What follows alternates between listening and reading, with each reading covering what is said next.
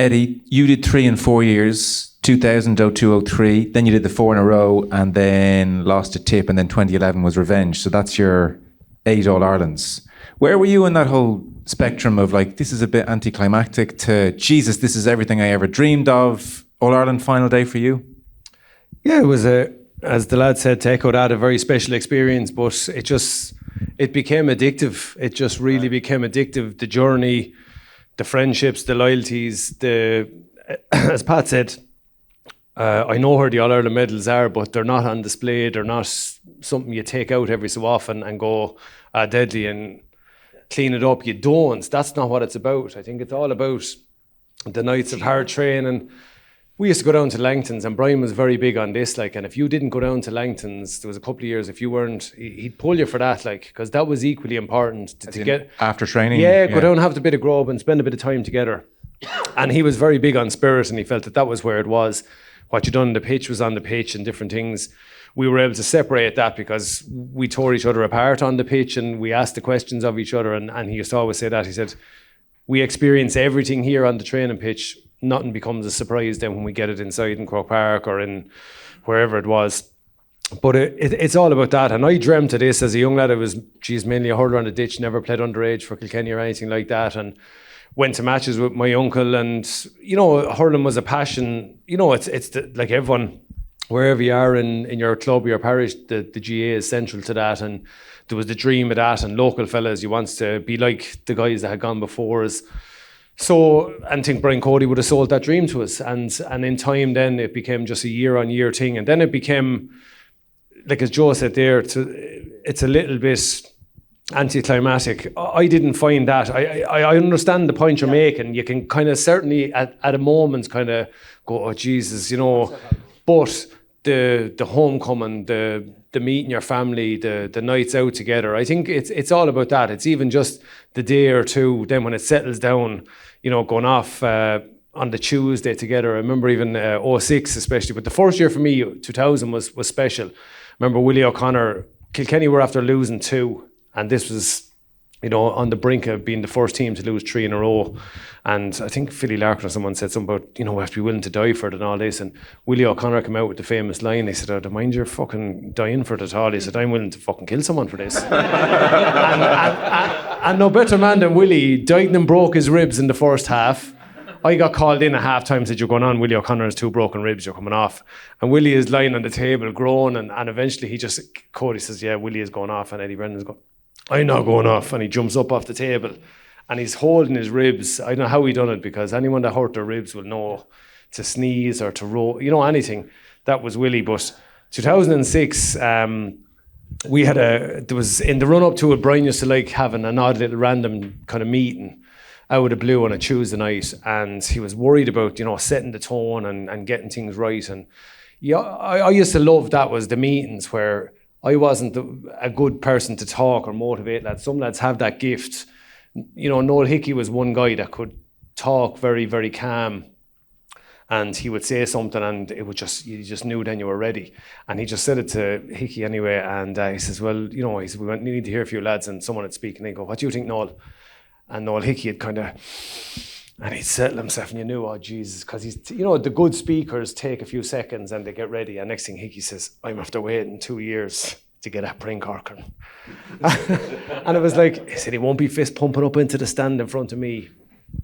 So the first ball drops, I think early, maybe 10 minutes into the match, and Brian Corcoran is coming out like this to catch it, and Hickey pulls. And where his name was on the hurl is usually around the middle. That got Corcoran across the top of the head. And his hand is out here, the boss got the hand. So Brian Corcoran is going down, he doesn't know whether to hold his hand or his head, both got it. And Barry Kelly comes running in, and I think the Tuesday we were watching the match back. We must have watched this about 10 times, because Henry and Derek Ling went sprinting into Barry Kelly straight away. They were like, "Oh Jesus, this is touch and go now." And I remember they were like, "Oh no, he hit the ball, Go in, only for the so early, he'd be gone. And I think the imprint of Hickey's name was there on the back of Brian Corcoran's head. But going back to it's things like that. It's little bits of crack on team holidays and going off and having the gallery. And like you said there, it's when you run into each other on the forecourt of a filling station or going into a coffee shop now, And it's probably sad in a way that when you are part of the group, you disappear because there's no in between. There's no hanging out in the same bars or hanging around the same places with the lads when you're gone outside the group.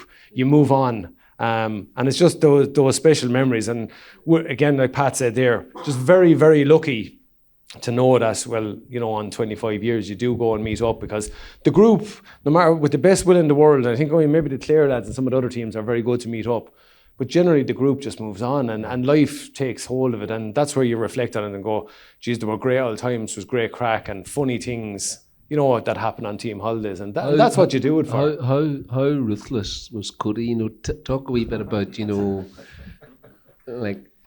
He wasn't. He was the finest. To be fair, Joe, and I get the question you're asking, and he was. I've said this. Different type.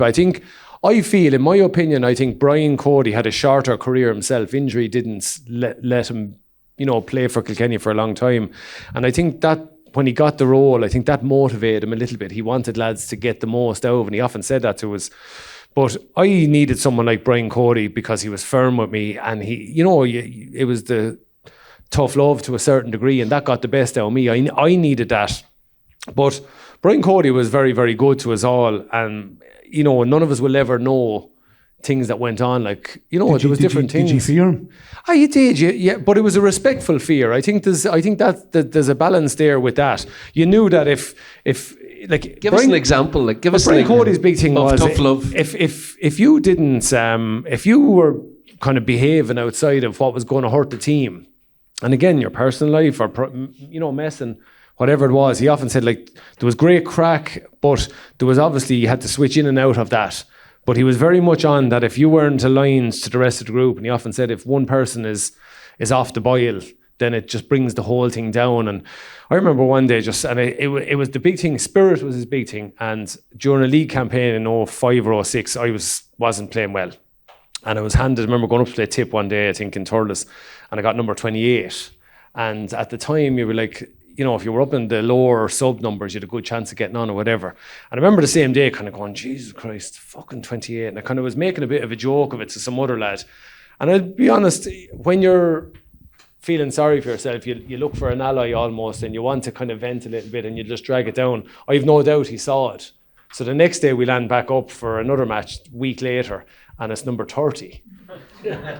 So I remember just sitting there in my own head, and I just sat there on the brink of kind of, because it was important, yeah. And I said, fucking hell, is this where it's at? And I have no doubt, like, that was him talking to me in a kind of a very, without opening his mouth. So you just decided, was it important enough for you? And unfortunately with that, Joe's point is, look, sometimes lads were moved on for different reasons or whatever, but he wanted the guys there that wanted to be together. And he often said about spirit, and spirit was the big thing, like, and if you'd done anything to hurt the spirit of the group, and that was Brian Cody's biggest motivation, was always the group. And he made decisions for the group. Because it's interesting, you know, your generation have written books and you're in the media a lot, and certain things, you know... They never said fuck all when they were playing on the corner. That is true. Yeah. But you know, like, when you tell Brian I'm retiring and it's 30 seconds, thanks, you know, those stories have kind of become big. And then there was the Shefflin handshake, and I suppose there's probably a slight slant in the media, with some truth, of tough, ruthless, they didn't really like him, don't get on. We probably don't give enough credit to him at times, the way we talk about Kilkenny, a little bit increasingly. It's an awful lot of, geez, he was tough and he was ruthless and all that stuff. But he's the sole reason why you probably went on and won 6, 7, 8. He's the reason behind it. You know, and Anthony Daly often said jokingly to him, he said, I'd like to think if I had them lads, I'd have won a few as well. But didn't he say my granny could manage them on the touchline? He did. It was funny one day in the league final, or the league match in 11 before the league final. Himself and Dalo were kind of to and fro down the sideline, and Dr. Troy Crowley, I'm talking about school now a small bit, Dr. Crowley was close by and he was dealing with someone, and he said he could hear the two boys chawing at each other, and he was like going, I'll slow down and tie my lace here and hear what the boys are saying. So next thing, Brian was shouting across at John Mulhall at the far side of the pitch, and if he didn't hear you or you didn't acknowledge him, he'd keep loud shouting until you heard him. So Dalo was walking past him, and he supposedly said, how would you ever shut up, Cody? He said, you're going to win and hurl yourself or whatever. And he said, you fuck up, Daly, you were fucking wearing nappies and I was winning all Irelands. And this was going on, and next thing the final whistle went, and the two of them were kind of almost ready to go, and then they just burst out laughing and shook hands with each other. But Brian Cody was absolutely the reason, because like I said there, it came back to, if he felt that a decision had to be made on a player, it was in the best interest of the group. And that's the highest compliment I can pay him, is because it wasn't for himself. It was well, what's the best interest of the team? And you look at, even he was able to do that with Henry. He was able to do that with Tommy Welsh. He was able to see, okay, maybe time has moved on here. And again, he, without ever insulting them or ever demeaning, do you know what I mean? In that regard, he didn't just turn around and go, right, just for the purpose of making a statement, right, John Mullane is done, get rid of him. Headline, Cody drops Mullane. Do you know what I mean? It was never that. He kind of let lads make their own decisions, but he was also moving on at the same time, and he was, I think he would put it to yourself it was time to move on as well. Actually, if Miko had his Achilles heel was too much loyalty to the fellas who had delivered all the All-Irelands. We all stayed on too long. And Miko was loyal to us. And there was certainly at the time a lot of good, promising players who should have been on the team but couldn't get on the team. And I know, because I told the famous story, because Miko, one of the things in sports is no sportsman gets it right and no team gets it right. The last hurrah, that there's one last year in you, lads. And Miko believed that there was one last year in 1989, that there was one last year. And it was the hardest year of training he put in with us. But the problem was, all our energy was left on the training field. We were 34-year-olds, 33-year-olds with mileage on our leg. We were doing laps upon laps of the field for months in Tralee. He wore us out. When it came to the field, we had no energy. And I know it's the famous story I told, but she's not here today. I had just got married that year, 89. And she will hear this though.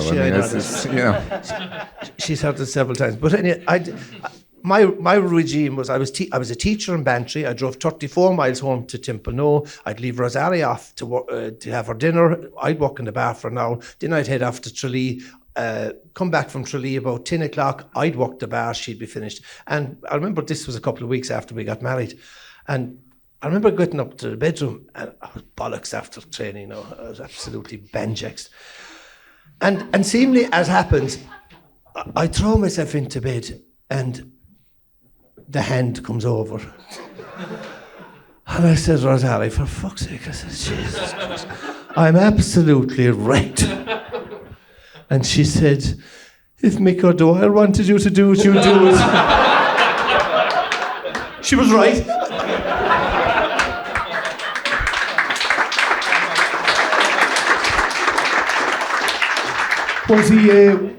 Was Miko big in the laps, Pat?